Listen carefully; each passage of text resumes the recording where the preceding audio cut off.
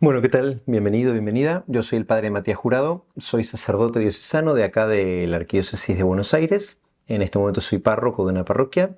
Estoy trabajando también a través de unos retiros de sanación de la herida del aborto y de la herida del abuso, en distintos tipos de abuso. El de aborto se llama del viñedo de Raquel, los de abuso se llaman del dolor a la gracia. Esos dos vienen de Estados Unidos. La verdad que son unas muy lindas herramientas como para trabajar distinto tipo de heridas. También estoy trabajando en la Arquidiócesis desde el Consejo de Protección y desde la Conferencia Episcopal con el Consejo de Prevención a nivel nacional. Así que estoy trabajando con este tema del abuso, del que va a ser esta charla que vamos a hablar ahora. Entonces, vamos a hablar de la prevención en lo que es el abuso sexual infantil. Vamos a avanzar un poquito más qué es la prevención un poco más adelante. Con lo primero con lo que empezaría sería con el tema del cuidado de uno mismo, ¿no? El cuidado emocional. Este es un tema sensible, un tema que sensibiliza bastante, entonces es esperable que nos pongamos sensibles, que nos pongamos un poquito mal. Si tenemos en cuenta la cantidad de personas que tienen heridas de abuso o historias de alguien cercano que sufrió abuso, entonces es posible que se remuevan cosas interiormente. Entonces lo que yo propongo es ser consciente de eso y cuídate. Entonces hay distintas formas de cuidarte, ya sea con objetos transicionales, una pelotita, algún juguete terapéutico, tener algo con que ocupar las manos, levantarse a tomar un mate, estar con el mate, tomando mate, ¿no? Y entonces eso también te saca un poquitito de lo que es el estar tan conectado, o también de pronto el pararte, levantarte, irte, o charlar con alguien que tengas cerca, hacer un comentario como para volver a tu realidad, y poder manejar emocionalmente todo este desequilibrio que puede ir dándose, que no debe asustarte, pero sí, sabe que es esperable que pase algo así. Entonces iría por ese lado.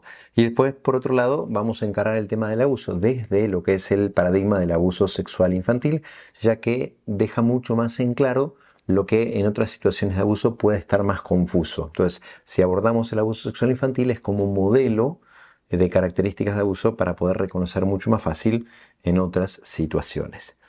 Vamos a empezar entonces con los aspectos generales. Lo primero que tenemos que hacer es reconocer la existencia del abuso. Una de las características del abuso es que es algo tan feo que no queremos ni hablar ni ver del tema. Entonces, cuando lo reconocemos, podemos empezar a trabajar con eso. Realmente es una realidad que está presente en nuestro entorno, en cualquiera sea el entorno en el que estamos.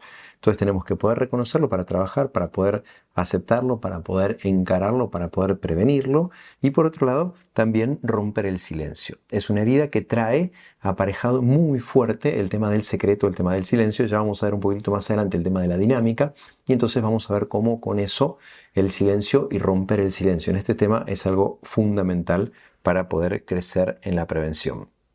Vamos a dar una breve y básica definición de abuso sexual infantil que más adelante vamos a ir desarrollando. Entonces, aunque haya algo que no se entiende o que no se explicite todavía en esta parte, en esta presentación, vamos a ir avanzando, así que no sean problema. Si quieren, de todas maneras, va a haber un momento para preguntas también.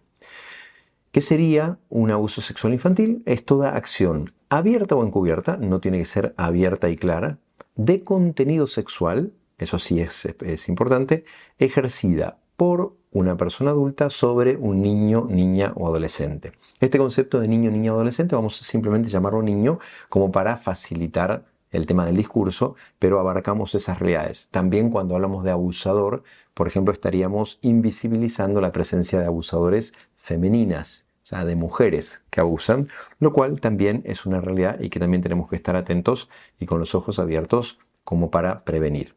Y por otro lado, en esto vamos a ver que no es necesario, no es imprescindible que haya un contacto corporal. Hoy en día vemos el tema del abuso a través de medios electrónicos, como puede ser el grooming, por ejemplo, y que no requiere de un contacto corporal.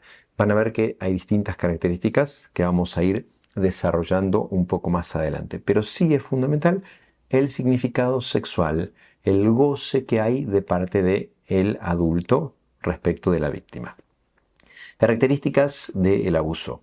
Es un abuso de poder, siempre, que se concreta en lo sexual, en el caso del abuso sexual, pero todo abuso es abuso de poder. Por lo tanto, hay un mayor poder. Hay una asimetría entre el victimario y la víctima, sea de fuerza física, sea de edad, sea de madurez psicológica, sea de conocimiento. Entre por ahí dos víctimas que son muy parejas de la edad. Entonces esa es una característica fundamental. La víctima queda paralizada y no puede dar una respuesta libre. En el caso de una víctima menor de edad, un niño que no tiene conocimiento, no tiene la capacidad de dar lo que se llama legalmente un consentimiento informado. No tiene conciencia de a qué le está diciendo que sí. Por lo tanto, no tiene la capacidad de decir que sí. Entonces se queda paralizado, se queda confundido y no tiene libertad. Muchas veces es un delito que no suele dejar secuelas visibles, que no suele tener testigos, aunque hay excepciones cuando la perversión del abusador requiere de un testigo también sometido. Y la mayoría de los casos, como está toda esta imposición del silencio a través de distintos mecanismos de coerción, no llegan a ser denunciados. Hay una cifra enorme de números de abusos no denunciados, nunca hablados. Por eso, cuando uno empieza a sacar este tema a la luz, es posible y esperable que aparezca alguien que diga, che, a mí me pasó esto, quisiera poder empezar a hablar de esto. Vamos a encarar el tema en primer lugar, desde lo que serían mitos y verdades, mentiras que creemos y cuál es la realidad del abuso en sí. No nos referimos solamente a la Argentina y aunque pongamos aquí simplemente algún número desde la Argentina, en general suele poder exportarse a cualquier otra realidad. En eso la Organización de las Naciones Unidas tiene algunas estadísticas, algunas perspectivas estadísticas que son bastante semejantes en todos los países. La primera es pensar que los abusos sexuales de niños no son algo frecuente. En las estadísticas de la Argentina se estima aproximadamente que 1 de cada 4 mujeres y 1 de cada 10 varones declaran haber padecido abuso sexual en su infancia o, por ejemplo, antes de los 18 años. Declaran, con lo cual se estima que la cifra negra de los no declarados es mucho más elevada. Se cree que son pocos y en realidad hay muchísimo. Si exportáramos eso al grupo con el que estamos hablando en este momento o en el momento que ustedes lo hablen, sean sumamente delicados en el modo de hablar de esta temática porque probablemente dentro de las personas que asisten a un evento o dentro de un grupo de un encuentro social, probablemente haya alguien que sea víctima. Entonces está bueno saberlo, que los números son muy elevados. Si además tenemos en cuenta que quedan también muy lastimados lo que llamamos las víctimas secundarias, que es el entorno cercano de una víctima, tanto cuando se hace consciente, que quedan conscientemente lastimados, como cuando es inconsciente, pero las secuelas del abuso quedan en la vida de la víctima, impactando su entorno, el dolor y el impacto del abuso sexual en nuestra sociedad es muchísimo más grande de lo que solemos pensar. Otro de los mitos es pensar que habitualmente se usa la fuerza física y la violencia para cometer un abuso. Muchas veces tenemos en nuestra mentalidad, en nuestra cabeza, la idea de el hombre de bajos recursos que con un cuchillo, que con una pistola somete a una víctima, muchas veces adulta, y lo lleva a un lugar retirado y ahí abusa a partir de esa violencia física, la fuerza, la imposición como mucho más, más forzada desde un lugar externo. Mientras que en los abusos sexuales infantiles en entornos emocionalmente cercanos, es decir, llevados adelante por personas de confianza, el abusador suele usar técnicas y tácticas de persuasión y de seducción / dominio de la víctima, vamos a verlos un poquito más adelante, que no requieren violencia física. La imposición de la culpa, la imposición de la violencia, el hacerle pensar a la persona que esto que está sucediendo es cosa de los dos o cosa de esto le estás generando vos, vos me haces hacerte esto, suelen ser las tácticas más utilizadas. No se usa tanto la violencia física y muchas veces se llega con los niños a través del juego. Entonces es sumamente importante eso. La mayoría de las veces no hay violencia física. Otra de las mentiras es creer que habitualmente los niños mienten respecto del abuso, mientras que raramente llegan a poder denunciar por esta imposición del silencio cuando sufrieron abuso. Las veces que logran hacerlo es rarísimo que sean deliberadamente falsos. Puede ser que en algunas situaciones sean forzados y puede ser que en otras situaciones estén denunciando a una persona cuando en realidad le sucedió algo pero con otra persona. Pero si el niño habla sobre una denuncia, o sea, logra expresar un abuso sexual, normalmente no es algo falso. Quisiéramos muchas veces como entorno que fuera algo fácil porque desestabiliza muchísimo. Imagínate que alguien a quien vos querés mucho, por ejemplo, que sea un niño o que ahora hoy en día sea un poco más grande, y te diga que otra persona del entorno, a quien también querés un montón, abusó de él o de ella, es un impacto emocional muy, muy fuerte. Entonces a veces hacemos lo que sea por no darnos cuenta, por no aceptar una realidad tan dura. Otro de los mitos es pensar que la mayoría de los abusadores son extraños o desconocidos. Cuando se habla de que aproximadamente un 92% de los que cometen abuso, sobre todo abuso sexual infantil, son del entorno de confianza. Se llaman intrafamiliares. Y aproximadamente un 8% son absolutos extraños. Entonces, no es como Caperucita y el Lobo que tengan en cuenta solamente a los extraños. Cuidado con los extraños. Es mucho más difícil estar atentos con los de cerca, con los de la familia.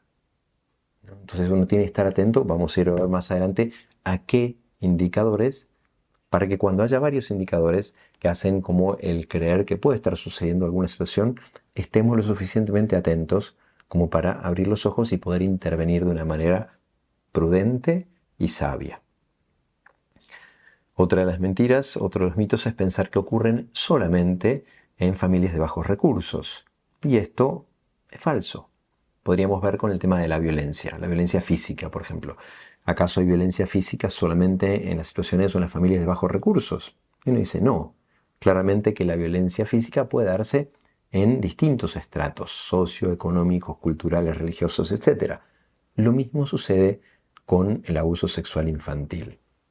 Otro también de los mitos es pensar que los agresores son personas con un perfil específico o con una patología específica. Y lamentablemente no es así. Si no, sería mucho más fácil detectarlos. No hay un perfil específico, no hay una patología específica, ¿no? Es sumamente difícil y a veces lo que tiene de loco es que es de la persona menos esperada. No siempre, pero muchas veces pasa eso, que uno dice, jamás hubiera esperado que alguien así sea un abusador. Quienes ejercen el abuso se encuentran en todos los grupos de ingresos sociales, religiosos, culturales y en otros grupos demográficos. Tenemos que estar atentos en cualquier entorno. Vamos al segundo de los puntos en este proceso inicial, en esta definición inicial, que es el abuso sexual como proceso relacional. Está bueno entender esto. El abuso sexual se da en un proceso relacional.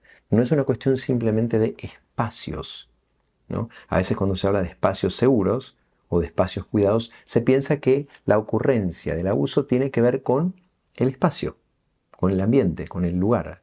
Entonces, si tenemos lugares cuidados, no va a pasar ahí. Y en realidad está bueno recordar que se habla de cuidar relaciones, modos de relacionarnos. Porque el abuso es un proceso relacional, que se da en distintos espacios o que inicia en distintos espacios con distintas interacciones que pueden no ser sanas y facilitar la ocurrencia de un abuso. Pero es un proceso relacional. Empezamos entonces con dos supuestos básicos. Por un lado, los niños no están capacitados para dar una respuesta libre. Por lo tanto, la consecuencia de esto es que el adulto siempre es responsable de cualquier acto abusivo. El abusador podría decir, no, pero acá la culpa la tuvo el niño que me provocó. La respuesta libre la puede dar el adulto. Entonces, por más que lo inicie la víctima, el niño, por haber sufrido o padecido heridas previas, cosa que puede llegar a pasar, el responsable siempre es el adulto. Es el que tiene la capacidad de decir que sí o decir que no. Entonces, características del proceso no ocurre de la noche a la mañana. Es un proceso lento en el cual el abusador va avanzando y lo que va avanzando es tratando de ganarse la confianza del entorno y de la víctima. A veces, ahora vamos a ir un poco más adelante cómo trata de hacerlo, y la víctima poco a poco va cayendo en las redes del victimario. Hay distintas fases del abuso. Voy a hacer un paneo rápido de estas fases y después vamos a ir desarrollándola uno a uno. La primera fase sería la fase de seducción o dominio, donde el abusador busca dominar, busca seducir, busca hechizar, pero en el sentido más condicionante, quitándole la libertad a la víctima. Una vez que lo consigue, empieza la interacción abusiva, empieza propiamente la interacción sexual. Y eso logra perpetuarse a lo largo del tiempo cuando le logra imponer la ley del silencio. Hasta ahí, el ciclo de este proceso quedaría en un ciclo vicioso estable. Interacción abusiva que se mantiene y nace del dominio y que se mantiene con la ley del silencio. Entonces eso vuelve a la interacción abusiva y a la ley del silencio todas las veces que sea necesario. Esto puede desestabilizarse a partir de un tercero que sospecha, nota o llega a tener conocimiento de la situación abusiva y entonces lo logra dar a conocer, o también de la víctima, que logra de alguna manera, consciente o inconsciente, voluntaria o involuntariamente, expresarlo de alguna manera y entonces se rompe el equilibrio que se venía dando. Frente a esta ruptura del equilibrio del sistema, el sistema puede reaccionar de dos maneras. Una que nos parecería la más habitual y la más normal, y la otra que nos suena mucho más extraña, pero que también lamentablemente es real. La primera sería la protección de la víctima. La segunda sería no protegerlo, culparlo o de alguna manera callar y evitar dar cualquier tipo de respuesta protectora, y que la víctima termine cayendo en una fase de represión, donde esto permite nuevamente una interacción abusiva, donde la víctima se encuentra nuevamente sola y abandonada con su victimario. Vamos entonces a la primera fase, que es la fase de seducción o de engaño. El abusador se gana la confianza de la víctima y del entorno familiar. A veces nos encontramos con historias en las que el abusador se hace amigo de los padres, va a visitar a la casa. Entonces genera una confianza genuina y real. Es alguien de toda confianza. Quizás no es alguien interno, pero quizás es el padrino, quizás es la madrina, ¿no? Entonces hay una confianza enorme de alguien que es bueno, que nos cuida, que nos quiere, que nos trae regalos, que se preocupa por nosotros, que nos llama, que cuando pasa algo está. Entonces ahí puedes luego interactuar con mucho más libertad y a veces hasta llevarse al niño, a su cuidado, a otros lugares. Entonces esa sería dentro de esta primera fase algo que logra. Entonces a veces lo que busca desde el cariño, de estas atenciones, es lograr hacer que la víctima se sienta especial. Muchísimas veces lo que sucede es esto: la víctima está siendo descuidada por su entorno. Y entonces el victimario le ofrece a la víctima algo que no tiene. Esa atención, ese cariño especiales. Y entonces la víctima cae mucho más fácil. Y el entorno, que por ahí está descuidando a la víctima, realmente ni se da cuenta. A medida que comienza la interacción abusiva, va utilizando técnicas de manipulación y de coerción más específicas. Va erotizando, por un lado, los lazos afectivos, paulatinamente. Es muy difícil que de la noche a la mañana, de la nada, pase de 0 a 100 en todo lo que es la erotización del vínculo. Va ganando la confianza, sacando ventaja de esa dependencia emocional de la víctima, que muchas veces necesita la atención de alguien más importante, de alguien con más poder. Entonces el abusador va ganando confianza y va sacando ventaja. A veces, para lograr eso, hace regalos especiales a la víctima, la va considerando favorita, le va dedicando un tiempo especial, un cariño especial, un cuidado especial, que a veces son reales en esta primera etapa, antes de la interacción abusiva, con lo cual realmente se gana y genera una dependencia muy fuerte de la víctima para con el victimario. Y la víctima muchas veces lo pone al victimario en un pedestal, con lo cual jamás esperaría que esta persona pudiera hacerle algo que lo lastimara. Entonces podemos escuchar frases como, en esta interacción abusiva progresiva: este es un juego, así te expreso mi cariño, te quiero enseñar, yo te voy a estar cuidando, o esto es lo que hacen, por ejemplo, los padrinos, los papás, los maestros, los amigos, ¿no? Los novios. Frases que podemos escuchar en esa interacción progresiva en la que se va sexualizando el vínculo. La sexualización del vínculo, en esta segunda etapa, lleva a una ruptura de contexto. Se llama que confunde y que paraliza a la víctima. Esto que decía recién: jamás hubiera esperado que esta persona me lastimara de esta manera. Era alguien a quien yo admiraba muchísimo, a quien yo quería un montón, con quien yo tenía una confianza súper especial. Entonces se le parte la cabeza. Eso sería esta ruptura del contexto, ¿no? Entonces la víctima queda totalmente paralizada. No entiende qué está pasando. Sabe que hay algo mal, se siente mal. Ahora vamos a ir un poquito más en eso. Y queda totalmente paralizada. Y además, como no tiene conocimiento, lo que termina pasando es esto. No tiene la capacidad de dar consentimiento informado. Luego entonces el abusador va a la tercera fase, que es la imposición de la ley del silencio, ¿no? Entonces utiliza maniobras coercitivas para tratar de forzar a la víctima a silenciarse, a mantenerse en silencio. Entonces, por ejemplo, puede ser normalizar el abuso. En estas frases que recién escuchábamos. Esto es lo que hace un papá, un padrino, un amigo, un novio habitualmente. Es natural, normal. Por otro lado, la complicidad. Esto es algo entre nosotros dos, ¿eh? Es un secreto nuestro, no se lo vayas a contar a nadie. Esto que estamos haciendo, ¿no? Hay una complicidad oculta.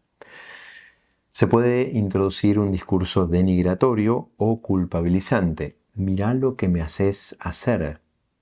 Yo no quería, pero vos me lo estás provocando.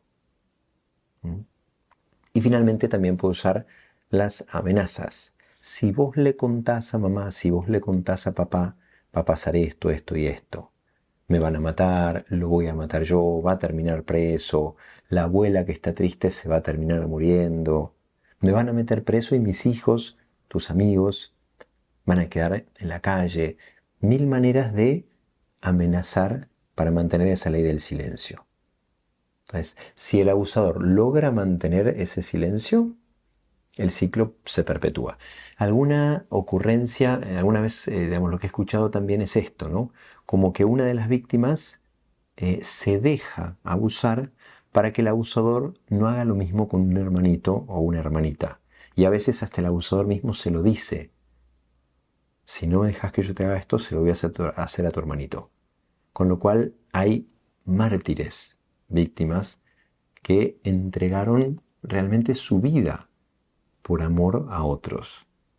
Y que después en las secuelas nos encontramos como gente que uno diría jamás hubiera esperado que alguien que se porta o que se comporta de esta manera en realidad haya sido herido por amar tanto, que permitió que lo lastimaran a él para que no tocaran al hermanito o a la hermanita. Muchas veces en esta relación el abusador genera un vínculo totalitario de dominio absoluto sobre la víctima, ¿no? Es casi como un tirano. El dominio es total. Entonces le quita toda libertad. En lo que es el abuso de conciencia, donde a veces uno ve una dependencia total del guía, en una secta, por ejemplo, se ve clarísimo. Pero en el caso de los niños, por ahí abusados por alguien muy cercano, de toda confianza, referente para el niño, hay una dependencia total. Y entonces muchas veces gobierna completamente la vida de las víctimas. No solamente la parte de interacción abusiva, sino todo. Le dice con quién estar, qué hacer, qué comer, dónde vivir, todo. O sea, puede haber un dominio realmente totalitario impresionante. La cuarta etapa, la cuarta fase sería esta fase de divulgación. Decíamos que puede darse cuando un tercero atento detecta que algo está sucediendo y logra sacarlo a la luz. Ahora después vamos a ver un poco más adelante de qué manera conviene sacarlo a la luz para que esto sea productivo, ¿no? Y puede ser que ese tercero lo haga accidentalmente o intencionalmente. Muchas veces, y también vamos a ver más adelante, que el tercero también está dentro de este círculo de poder. Entonces también se encuentra sometido. Entonces no siempre es voluntariamente que lo cuenta, pero puede empezar este proceso, esta fase de divulgación a partir de un tercero. Y lo mismo también puede ser cuando la víctima logra expresar lo que está sucediendo, ¿no? Entonces esto tiene como consecuencia una crisis en el entorno, una crisis en el sistema. Y como todos sabemos, los sistemas tienden a querer volver al equilibrio. Entonces, puede ser que, en este sentido, se proteja a la víctima, aunque se desequilibre el sistema. Por ejemplo, en el caso de una familia en la que el abuelo era alguien que abusaba de una nieta, puede ser de pronto que la familia se quiebre. que se separen, que haya algunos que lo creen y otros que no lo creen. Entonces que los hermanos se peleen entre ellos, que haya parte de familia que no volvemos a hablar. ¿No? Sostener esa tensión emocional es durísimo. A veces la víctima, que ya venía con culpa y con vergüenza, si no tiene un soporte, un sostén adecuado, es muy factible que entre en la quinta fase, que es la fase de represión, que sienta que es culpa de él todo lo que está sucediéndole en la familia. ¿No? Que muchas veces además podía haber sido lo que el victimario le dijo que iba a pasar. Entonces es bastante posible, a pesar de que nos pueda volar la cabeza, de que la víctima se eche atrás. Y que es lo peor, que el sistema le crea realmente. Y entonces que descuiden a la víctima. Entonces quede expuesta a nuevos abusos. Entonces vamos a volver a repetir una vez más estas fases. La primera fase, la fase de seducción o dominio, donde se comienza a interactuar en un proceso de ganarse la confianza y de ir quitando la libertad a la víctima. La segunda es la interacción abusiva, cuando paulatinamente se van erotizando los vínculos. La tercera es la imposición del silencio con distintos medios coercitivos. Después está la divulgación, que puede terminar en protección de la víctima o en la represión. Entonces, estos serían estos conceptos básicos del abuso reflejados en lo que es el abuso sexual infantil. También podríamos exportarlo para otros tipos de abuso, otro tipo de dinámicas relacionales abusivas o incluso para situaciones concretas y puntuales de abuso, como en un marco de tiempo mucho más limitado y por personas que no son alguien que está emocionalmente cercano.